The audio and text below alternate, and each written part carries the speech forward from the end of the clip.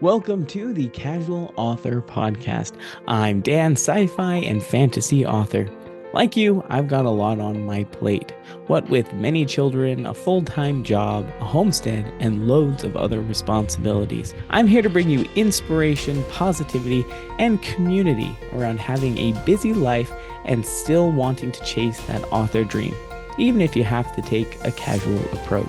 For more information about the podcast, me, or my books, head to thecasualauthor.com. Let's get started. Hey there, it's Dan Kenner with episode number 151 of The Casual Author. Today is Friday, February 7th, 2025, as I record this. And today we're talking to Artemis Gordon about writing as a way of life. She talks about how she has been working on a story for quite some time and was able to find the right publisher at the right time. And her debut novel is actually live as of the last few days. So I definitely want to take a look at that. It's amazing to hear her story, amazing to hear her perspective on writing and why, other people who might be interested in writing should get started. So it's just a very positive perspective on, writing as a way of life. So I hope you enjoyed that conversation. I know I really enjoyed speaking to Artemis. So if you don't know already, you can head to thecasualauthor.com and sign up for the email list. There you can get the free guide to how to have the most stellar writing sessions possible and some tips and tricks that I've learned over the years on how to have very successful writing sessions.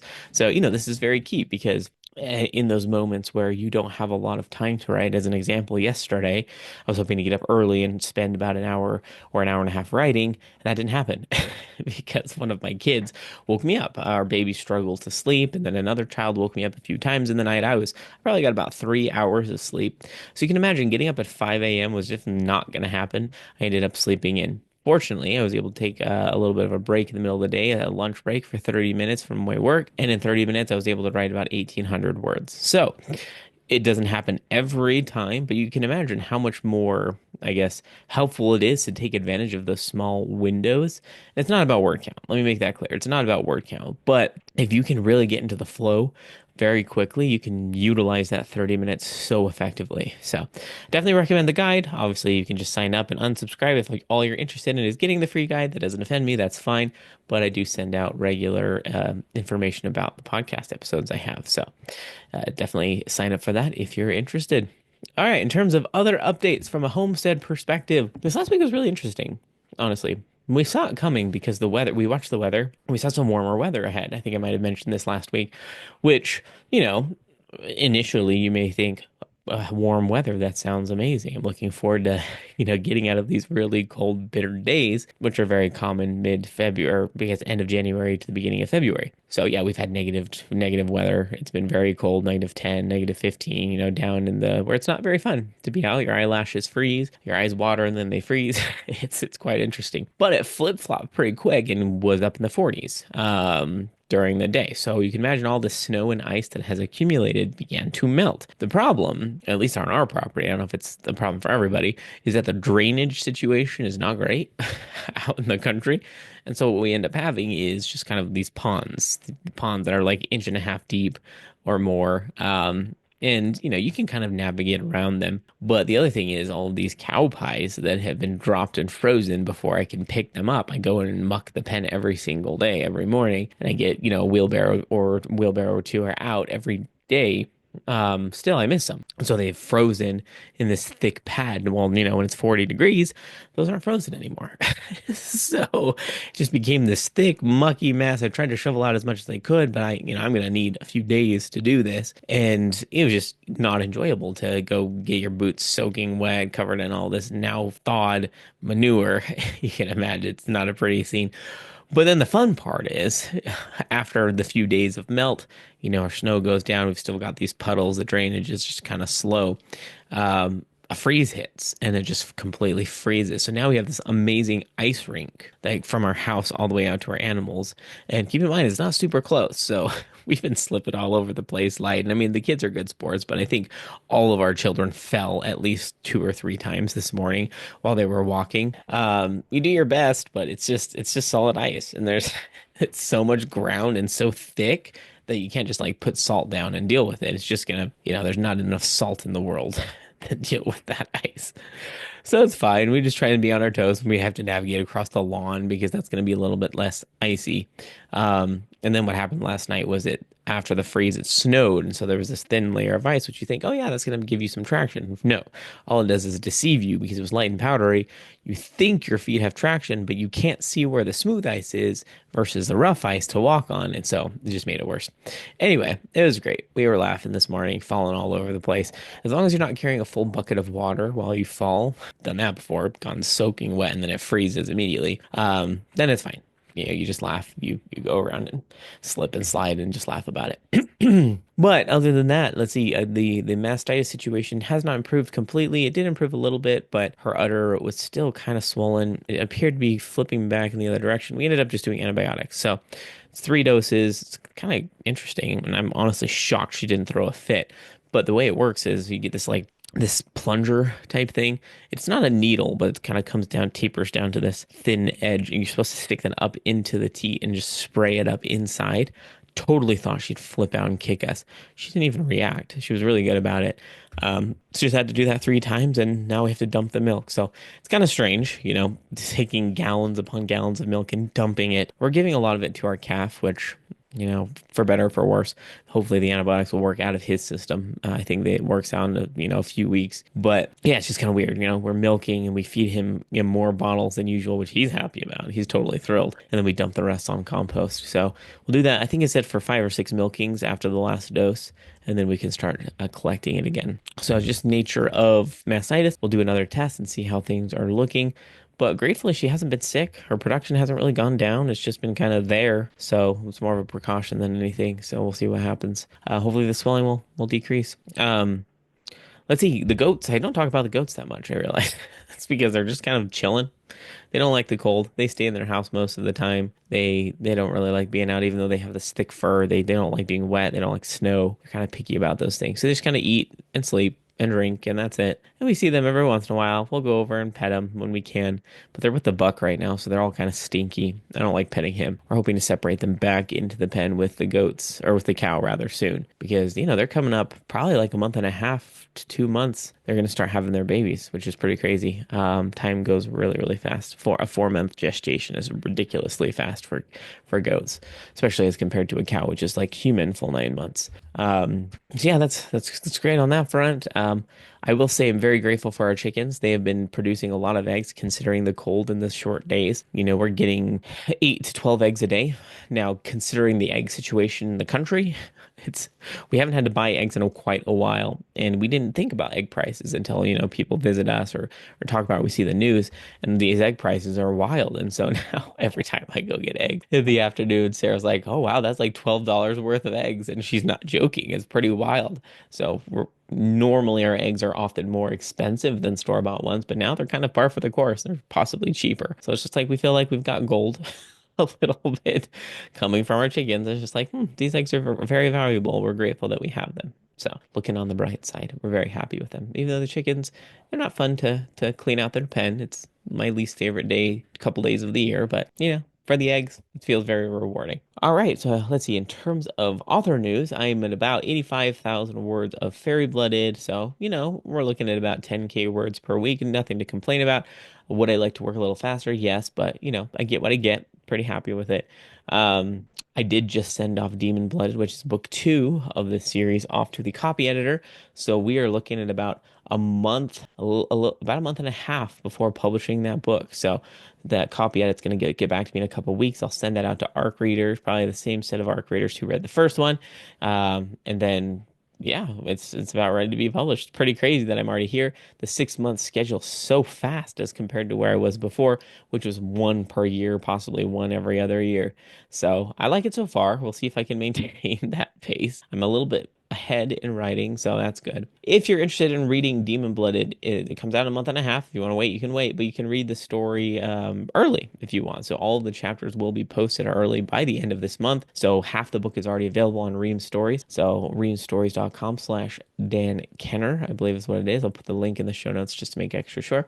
But yeah, you can go there and sign up, and you can read it early if you're interested. I'm also making available my short stories to just followers. It's not, you don't have to pay for that. It's just if you want to follow me, you can read some of those stories for free or the first chapters of a couple of these books. Just kind of see what you feel about it. But yeah, you can subscribe to Ream Stories and get access to all of my books early as I'm writing them. So if that's something you're interested in, definitely take a look. Other than that, I've been playing around with AI images a little bit, not for like commercial reasons, just for fun. It's just I'm putting in kind of information about my story, some character sketches, character art, and I'm just really enjoying what's coming out of them. I don't do anything with them other than just enjoy them, because I don't intend on, making books or using the art for, like I said, commercial reasons. But it's kind of fun just kind of put images into reality and kind of seeing what you can play around with it. It's just kind of for a fun thing. So I originally intended on posting those just kind of like a, hey, this is kind of what I imagine the scene looks like to Reem. I haven't done that quite yet, but who knows? Maybe eventually I will. Still, yeah, it's just kind of a fun thing to play with. I don't really do generative AI in any other instances because one of those things where I don't mind writing. I love the writing process. I love the creative process. I don't really need ideas or outlines created or anything, so I don't need anything on that front.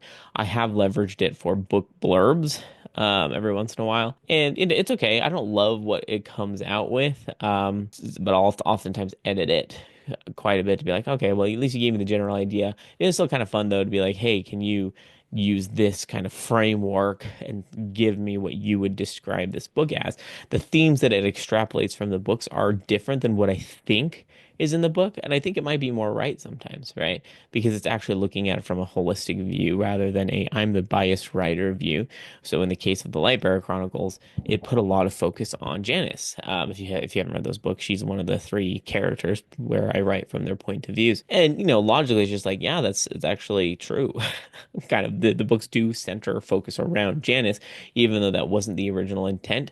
I do often talk about the first book as if it's like very centered around Merrick, who's the teenager in there that it is set to awaken. But really, the themes of the whole book and the whole series are circled around Janice more than Merrick. So it's kind of interesting. It's hard when you can't describe your book. Sometimes you need AI to be like, yeah, this is actually what we're seeing from a theme perspective. It's like, yeah, you're unbiased and it makes sense. So in any case, yeah, I don't know if I'll use it anymore for like marketing assistance. I've tried it for like social media posts and didn't really love it. So we'll see. I'm not writing it off, but at the same time, I'm not making it my end all be all. Let's see. I believe that's everything in terms of updates this week. So we can go ahead and shift over to the interview portion with Artemis. Hey Artemis, how are you doing today? Pretty good. How are you? Doing very, very well. Really excited to talk to you about your debut novel, which comes out tomorrow as we're recording this. Is that right? Oh, yes, very excited. That's awesome. Before we get into talking about all of that, how long have you been writing and publishing books? This is the first one I've gotten published. I've been writing since I was in high school. Okay. Is Most of this my a writing for please? me, it's kind of, I started out fan fictiony. Okay. What kind of fan fiction, if you don't mind me asking? A little bit of everything, a lot of obscure genres like MASH and Okay. Black Sheep and stuff like that. Very cool. So when did you decide to make the shift to novel writing from fan fiction? Well, the fan fictions I like to write were they delve into a lot of magic and add element. And Hmm. I realized by the time I was done, the only thing that was fan fiction was the names. The whole plot Interesting. was original. Yeah, that's interesting. Yeah, I find fan fiction so fascinating. I don't know that I would ever feel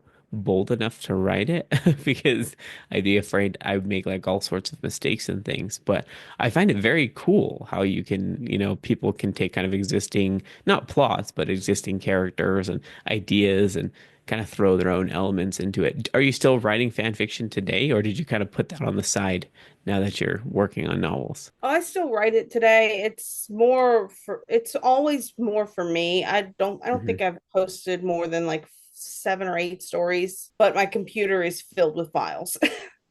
So you're writing a lot, maybe not posting at all. Yeah. I think that's great. That's very good. So do you find writing easy, the actual writing process easy? For the most part, I enjoy writing and it's a outlet for me to get things out of my head. So even if it's not going to get used, I like to write it down. Yeah, sure. So like when you write, do you physically write things or are you talking digitally? Is when Digitally, I used to physically write. One of the funnier stories I actually have involves my grandmother, and she caught me with my fan fiction. oh And I had this notebook full of Dragon Ball Z stories, Hmm. and we were all on vacation, and I left it on the counter, and I came back from the beach, and she had it open and was reading it, and just looked at me, and we shared this glance, and she goes, the next time you write something like this, can you be older? You're I was like, sure, like, sure, Grandma. yeah. And we never spoke of it again. That is funny. Did she at least recognize the talent Yes, in it? she even Oh, said, she that's goes, good. I'd like to see whatever you do later, but just do it when you're older. Yes, ma'am. I'll go hide, promptly go hide that from you Yeah. again. That's funny. That's great though. So has she read this book that you've written and are about to publish or not yet? No, and I don't think she's gonna get to. My grandmother is older and dementia kind of runs on that side of the Mm, family. And at this point, I don't think she's gonna be able to. that's fair. That's hard. Very, Yeah. very challenging. But, I think it's really great though that you kind of honored her. Keep writing. I think she was saying keep writing, right? And Hmm. you definitely did, and here you are. So let's talk about this book that you've written. How long ago did you start this story? I believe the book's called Awakened, correct? Yes, and it went through so many names. Okay. And so many rough drafts and so many different, like it was originally the three characters, and then I had added a fourth, and then I took out the fourth, Oh and wow. yeah, it's over 6 years of Okay. reworks and rough writing, and That yeah, is it was a impressive. lot. I'm impressed. Yeah, I don't know that I could work on a book for 6 years. I think my brain would just want to discard that thing so fast before I actually got to finishing it. So, how did you persevere through 6 years of continuing? I wanted to get it done. It was one of those things where I was like, I'm so close. And I got it to like chapter 10 and I hadn't finished it. And I was like, I know I'm so close to getting something that's enough to do and get it to an end point where I can at least continue it from there. Because I knew where I wanted to go after, and I just had to get there. And that's where the pushing through came through. And I've actually been reading some of the reviews, and you can, some of the reviews are saying you can see where it feels like it started off one way and ended up another. And I thought to myself, yeah, that's what 6 years old is. Yeah, that's the patching together piece of it is so challenging. I'm honestly, when I heard you say that you had a character that you removed completely, I was immediately like, I would have even no idea how to do that because of how intertwined everything is throughout the text and descriptions and the dialogue. And how long did it take you to remove an entire character from a luckily, series? I luckily I had not gotten him too deep into the story and was able to shift his role into another role, Oh, cool. and was able to blend two of the characters together to, because he was going to be paired with another one of the male characters. It was going to be two separate, pairings instead Mm. of one triad. And then it ended up going back into the triad because the other character kind of felt forced, and these other two characters just, I don't know, it's almost like in your head they want something. Yeah. Yeah. It's such an interesting way to describe that, but it's so true. You're very character driven. The writing and the plot and the story. Yeah, a lot of it was letting the characters talk and just putting what they were saying on a piece of paper, Yeah. so to Which speak. I mean, that's exactly what it is, right? And it's so fascinating to come from that place because you, like, when I'm writing, I know that I'm a person and I have my own perspectives and my thoughts, but that then a lot of that isn't coming out because it's the characters themselves that are Hmm. driving it. It's just like, I don't know who these people are. I mean, you do, but at the same time, you don't.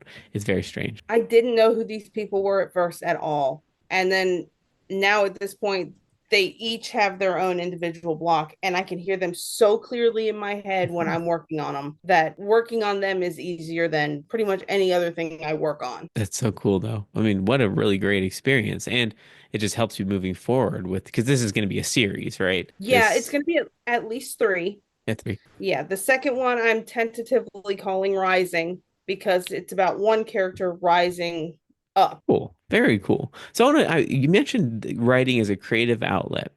So I'm curious to know for you, why is writing so important? Well, writing was important to me when I was younger because I was one of those kids that got teased in school. I Mm, was, everybody kind of, oh, you won't do anything. Oh, you like art and you're in English and drama, and not the popular kid, not the heavy athlete. I thought I had asthma. It turned out to be Ehlers-Danlos. oh, okay. Yeah. And and it comes with pots a lot of the time. So I ended up not realizing it until I was an adult, but that was why I couldn't do the sports I like to do, and Okay. kept me in a more sedentary lifestyle than I would have liked. So at that point, it turned into, well, I want to write because that's what I enjoy doing. I'm really good at it because I always win Young Authors Awards, Hmm. and I want to prove people wrong. And here And you are. it became a passion project. Very cool. It's very cool. And I mean, what a wonderful way to show that you can do it because you can, and you're accomplishing this thing. So you've pretty much accomplished it. It may not be published until tomorrow, but it's there, right? Oh, yeah. Some people have read it. You said you've already gotten some early reviews. Sounds like from advanced readers, Mm-hmm. possibly Yeah, have art given reviews. those. Very cool. That's awesome. And so you'll get to feel the satisfaction of that final ending date for something. It's amazing. I love that feeling, but it's very infectious. Makes you want to keep writing. Oh yeah, I've been grinning my head off for over a week. That's awesome. I love that. And it sounds like you've made pretty good headway into book two already. Yeah, I'm Yeah. about 6 chapters in, Nice. and I know where I'm going with the whole overending arc of the series. Book two is going to throw people through a loop. Hmm. Gotta love that though. Has it thrown you for a loop, or do you have a pretty good idea of where the story's going already before you get into it? It threw me through a loop when I started trying to shift a few things around, and then Mm, realized I don't want to do that. I don't want to make one character into a villain. So I ended up keeping the overending arc of how things go. And after that, it all fell into place. And I was like, well, I know where I want it to go now. I hmm. know where I want it to end. Book two or the whole series The altogether? series itself. I Nice. it helped me figure out an ending synopsis through the whole series. Very, very cool. So I'm curious to know from the creation side of things, what does writing look like for you? Do you do lots of pre-thinking and then you're able to just go in and type away, or is it just kind of it flows as you get into the writing session? Okay, I used to do NaNoWriMo a lot. So Okay. the terms plotter and pantser, I was a pantser. I Oh, flew in okay. by the seat of my pants.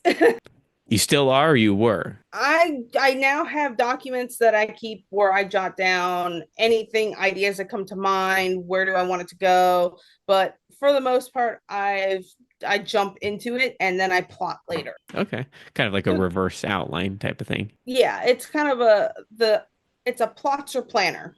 Yeah, I love that. I think a lot of people are kind of in the middle. I think there's very few people that are only one or the other. Because, I mean, at the end of the day, you do have to think a little bit ahead, kind of, so you're not writing yourself into a corner.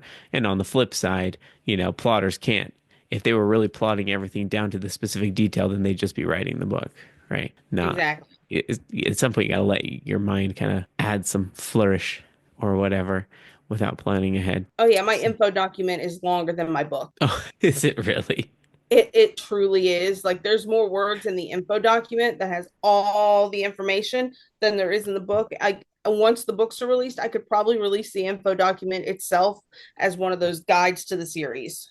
People would probably love that. Readers love kind of seeing into the mind of the author. So my guess is your readers would totally love getting access to that once everything's said and done. Just Oh kind of yeah. seeing like what's in the mind of Artemis while That's they're why I writing this. saved it.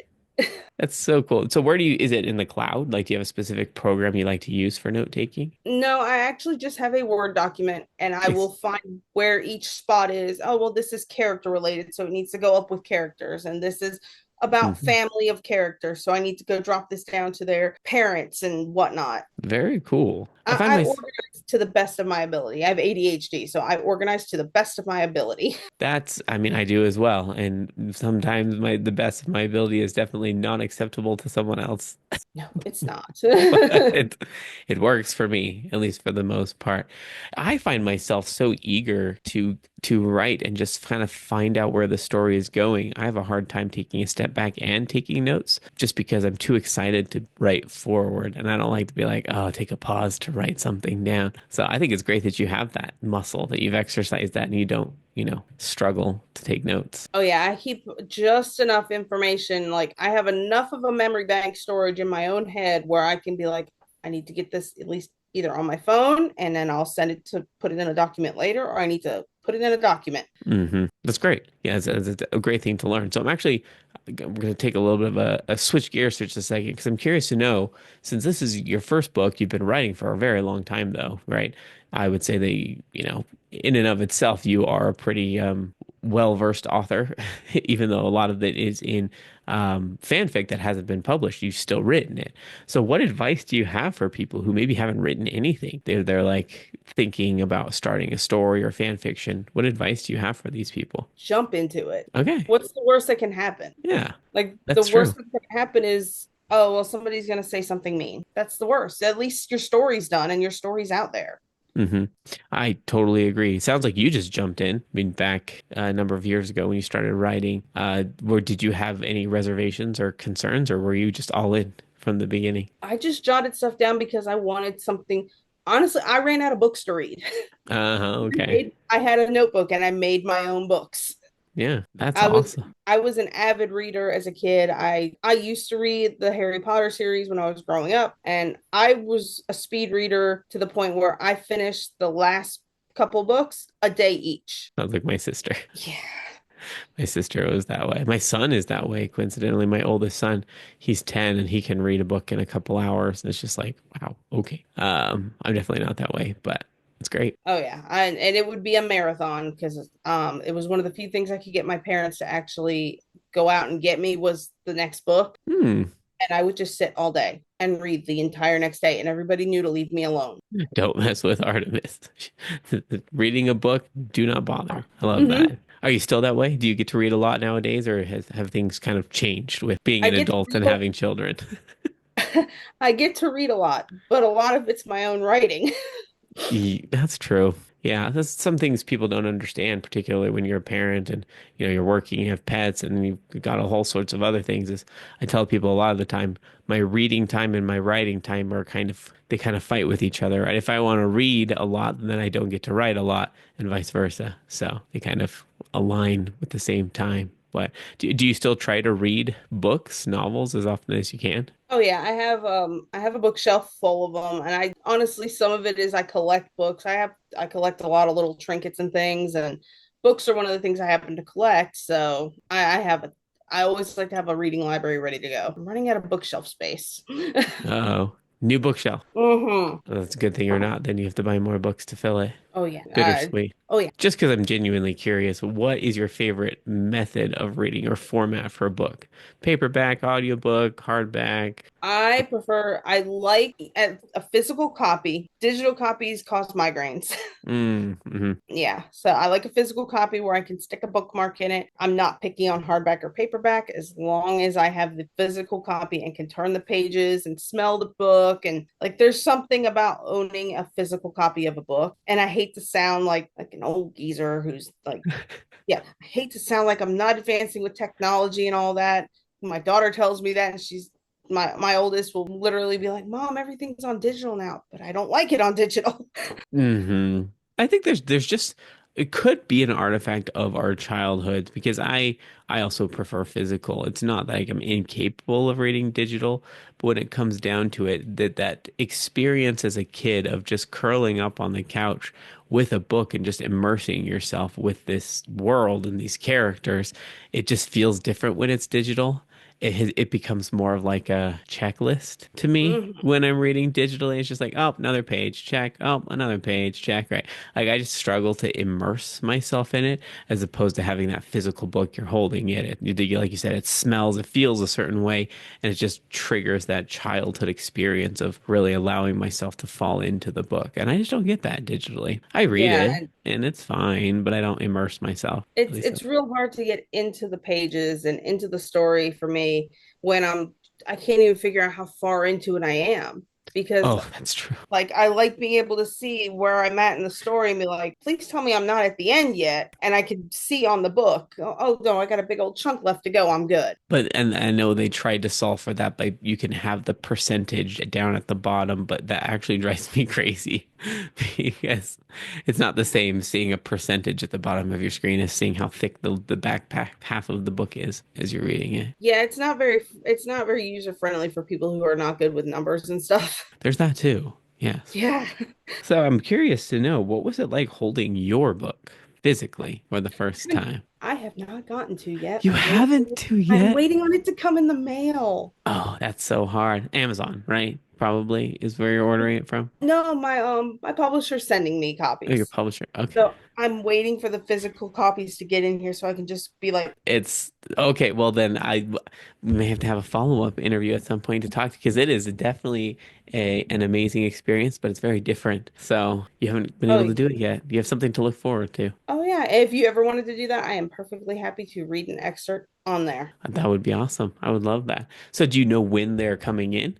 Did your publisher let you know when? They sent them on Friday of last week, and I'm really hoping it comes either this week or next week. But I know with like some of the things going on, it's the postal system's kind of in a bit Mm. of chaos here and there. So I haven't really tried to ship anything recently, but it's good to know to be aware of shipping chaos.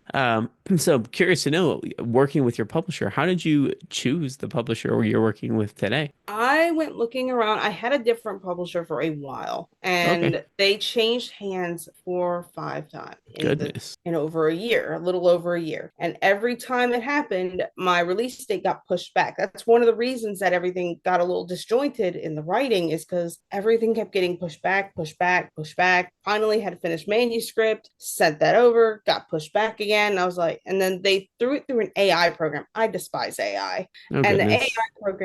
AI program kept saying, "Oh, well, you need to change all of this because all of this is wrong," but it wasn't read by a person, it was read by a computer. Hmm. And computers can't detect nuances in writing. And when I tried to mention that to my previous publishers, they were like, "No, no, the computer, the program's right." And I said, "Okay, well, I had never signed a contract, so I'll just take my manuscript elsewhere." And And you did? began a 6 month hunt or so for a new publisher. And so right now you're publishing with Clandestine Citadel Press. Is Yes, that correct? yes. Very good. But you've been happy with the process since then, since making the Oh, they're switch?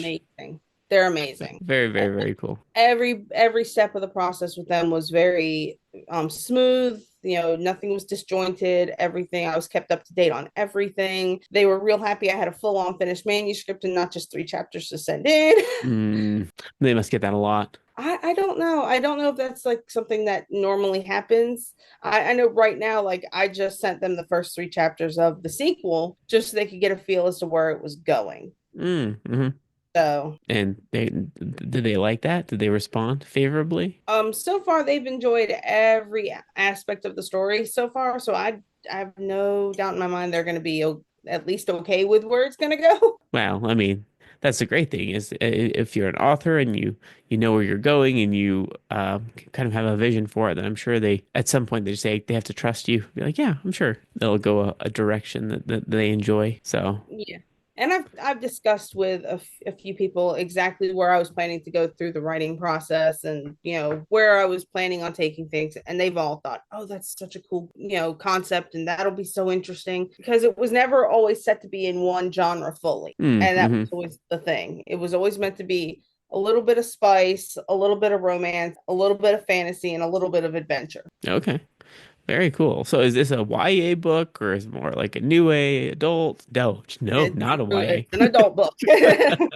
Don't read this, young adults. Okay, good to know. Yeah, that's very helpful. It's really cool though that you have the ability to write what you want the way you want it, right? Because some publishers don't allow you to do that. You know, they kind of force you to write a specific way depending on the publisher. Did you feel any of that pressure with Clandestine, or you felt like you could be yourself fully? I could be myself the entire time. They even went with elements of what I wanted for my cover and beautifully pushed it into the final project. That's very cool. So they handled the cover and the editing and all that stuff. I believe we went out through a different company for the cover, but they still made sure that everything that I wanted in the cover was there. Very cool. So I'm curious to know your thoughts because I've never worked with a publisher transparent. Well, I guess I have a little bit.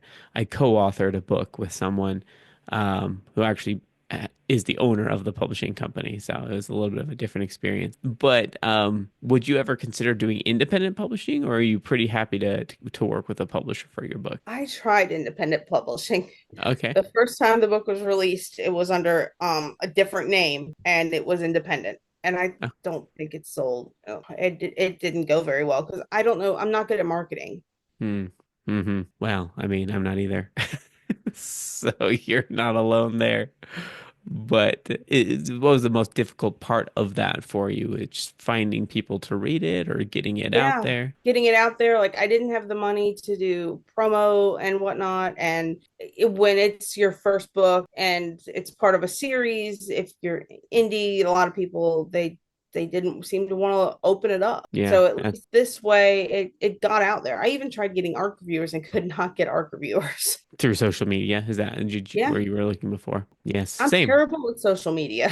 I am too. I'm raising my hand just for listeners on the podcast. I'm not good at social media. It's one of those things where some people are just incredible at social media. They're very talented. They flourish as themselves. And for some reason, one-on-one conversations, I can feel like I can be myself, but put me in front of a social media post and suddenly I forget everything about myself. I don't know how to Right? act. It's weird. Like I've tried doing videos here and there just and I'm always stuttering and I had a Mm, whole mm, train of thought and I can't remember it right now. I get it. But if you have a script, people can tell. Yeah. So are you still on social media here and there, or do you mostly kind of I stay do away? have social media. I do have my TikTok. I pray they may find a way to keep that going because that's the Yeah. biggest thing that I have. And I tried Threads and Instagram. I do not have a I'm gonna be planning to make a Facebook page at some point, but I'm terrible at keeping up with it. hmm It's just another logistical thing. So I definitely won't dissuade you from doing that. I think it's helpful to have a presence because Facebook pages are kind of like author websites. It's just people can find you but yeah, keeping up on everything. I think that's what I find the most challenging. So for you, how do you prioritize what to do? I mainly prioritize TikTok because it's where I get more views and things. Mm-hmm. Here and there on Threads, I've gotten some stuff. I'm hoping that once the book is out and being read more, things on Threads will pick up, and then I'll have more of a reason to pick back up on Threads. Mm-hmm. I Yeah. do not have an X account anymore. Just not your thing. Not after Not the hands not my changed and it's not your thing anymore, or were you just never really into it at all? I didn't like some of the, not to get political, I didn't like how it was handled on there. Sure. Yeah. Yeah. I think a lot of people felt the same way. There was like a kind of a mass exodus. Transparently, I've never really been on Twitter. I didn't get it before and after the changing of hands. So once I won't speak to my opinions on it, but I just don't get it. I was on for about 20, 30 minutes and I was like, I just don't, I'm struggling to understand how this all works and commenting and anyway, so I just never tried. It wasn't I my miss thing. MySpace. MySpace. Yeah, I the miss good old MySpace. days. Good old days of MySpace. Crazy how that was, it seemed like it's not that long ago, but it's been so many years since Oh yeah. MySpace was popular. But I'm sure it's still there. Could you I get on think it's my still there, but I don't think anyone uses it anymore. I don't know. I definitely don't. But I remember those days before Facebook. Goodness gracious. So I'm curious to know, just kind of switching gears here. What is something you wish you'd known at the beginning? Now that here you are, you're about to have your first book published in one day. Whew, something I wish I'd known at the beginning, Hmm that there are a lot of things like that your whole tone and your writing can shift and you won't even realize it Mm, until you're reading a review and you're like, oh crud, that really did happen, didn't it? I see it now. I didn't see it then, but I see it now. I need to stay up on top of my documents a little more. yeah, yeah, from like a Or note the taking. or how difficult, one thing I wish I'd known, I wish I had known how difficult it was going to be making your own cover art and not, especially in a world of AI, sometimes telling apart the AI from the regular stuff is insanity. It's tricky, yeah, especially if you principally wise, you don't enjoy that. I know some cover artists today use AI, so it's something you just have to make sure when you're working with cover artists that you let them know that you're not okay with it, just so they're aware of it. But yeah, it's tricky. Did you make your I own think cover art for this then, or I think you said you commissioned someone for it, right? I think they did, yeah. They said that the people they commissioned for do not use AI at There you go. all. Because I made it very clear I am staunchly anti-AI just because I think it's theft for artists. Okay. Yeah. And Yeah, did they adhere to that? Then they didn't. They were kind enough to not do it. Then hopefully, yeah. As far as I can tell, yes. And the as cover's far as you can tell. beautiful, so Yes, yes. I don't know if you know, coincidentally, my one of my books is named Awakened as well. Kind of funny. My Now, see first book, the my debut novel was Awakened oh, years that's ago. awesome. Very, very different. Mine is a little bit more of a new adult age, though, kind of in between the young adult and adult. But yeah, it's not a common name, but I know there's a number of books with the title Awakened. So it's very cool. I saw that. I was like, oh, I have there's a special place in my heart for it because I've been there. Yeah, and it fits with the actual overarching storyline for this book because these three are awakening their gifts by the end of the book Cool. and coming into themselves, I love that. So it's kind of like a coming of age story, so to speak, coming back ish. into their abilities. So the story initially is mainly about three mages who throughout time are bound by their souls and they're always going to find each other. No matter what bodies they're, reborn into, they'll always look similar, they'll always find each other. Interesting. Which is why this overarching series is called the Soul Bound series because their souls are bound. Sure. And over multiple times they've been reawakened or reincarnated, I should say, they end up having to reawaken their abilities each time. Mm, They aren't always, children with powers. They're human. They're mortal. They die interesting. one time after another. They are dying throughout time and then finding each other repeatedly with the overending arc to stop a group of people from bringing on the end of the world. Fascinating. So this is kind of like iteration number 300 or something to that degree of them Yeah, meeting each other. So cool. yeah, like iteration maybe 2025. Very cool. That's very interesting. Huh. I can see how that would add some really interesting perspectives to a mind, if whether or not they remember their previous lives. Still this kind of fascinating aspect of immortality in a way. They do in flashbacks, but It's they don't flashbacks. realize it's their past. So They think cool. they're daydreaming. So interesting. Like flashback daydreaming at some point. Well, like no spoilers. I almost asked a question that might be a spoiler.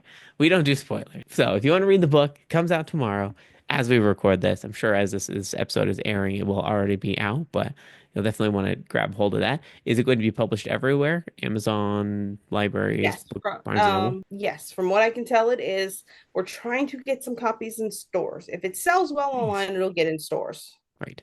That's very cool. Like, possibly you could look into your local bookshops and see if they could get it there if you haven't already. I'm Sure they could hoping to, request but copies. considering some of the content, and I don't even just mean the spicy content, I mean the overending story arc, I'm Mm, gonna struggle a little where I live because I live Southern Virginia. It's very Bible Belt, I and see. yeah, I'm gonna struggle. It's a lot of magic, and it does go against the grain on what's we're taught is right and wrong in the religious sense. Mm, sure. So I'm gonna struggle in some of the stores. But at least you recognize that, right? So you can know that you're unabashedly proud of what you've written and what you put in there. So no one is coming into an agreement that they won't like, right? Oh They yeah. they know ahead of time, you know ahead of time. But I mean, yeah, you never know. There's a lot of other stores that you may be able to look into. But it would just be really cool to have see your book. Are you gonna do any book signings or anything? Do you have any of that planned in the future? I'm hoping to. I'm actually hoping if I can get it to be put in Target and Barnes and Noble, then I'm hoping to do little videos where I sneak in and sign some copies and leave them on the Yeah, shelf.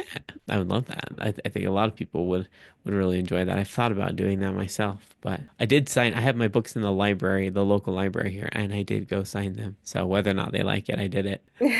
So, but yeah, this is wonderful. I appreciate your insight. I'm so excited for you to get your book, to be able to hold it, and just to love that. And I'm excited for you to have it published tomorrow. But we are running a little short on time. So where can people find more information about you and your book? Clandestine Citadel Press has got a website, and we also I'm on TikTok. I'm constantly posting things on TikTok, and under my TikTok is a bunch of I think it's under a link tree, which will Mhm. also have a copy for it on sale on Amazon. Nice. I'll make sure to put those in the show notes, both the TikTok, Instagram, but also the link tree. That's how I found information about your book. So Okay. that's perfect. Well, thank you so much for your time, Artemis. This has been great. Thank you so much for having me. This has been so much fun.